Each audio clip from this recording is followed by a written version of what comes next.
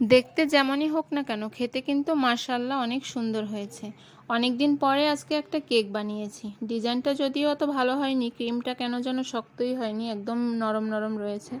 তো যাই হোক, আমি উপকরণগুলো আপনাদের জন্য লিখে দিয়েছি, তারপরে বলছি। 1 কাপ ময়দা নিয়েছি, তার সাথে আমি চিনি নিয়েছি 1 cup, baking soda, baking powder.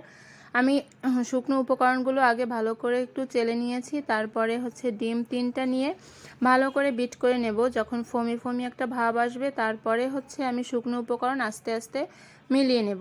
এরপরে আমি কেকের মোল্ডের নিচে একটু তেল দিয়ে তার উপরে একটা পেপার বিছিয়ে দিয়েছি। তারপরে লিকুইডটাকে আমি আস্তে ঢেলে দেব যাতে করে ভালো করে কেকটা বসে। এরপরে আমি বাবল ওঠানোর জন্য একটা শলা দিয়ে ভালো করে একটু বুদবুদ উঠিয়ে নেব। তারপরে প্রেসার কুকারে আমি বালি দিয়ে দিয়েছি, তারপর একটা স্ট্যান্ড দিয়ে তারপর আমি মোলটা বসিয়ে দিয়েছি।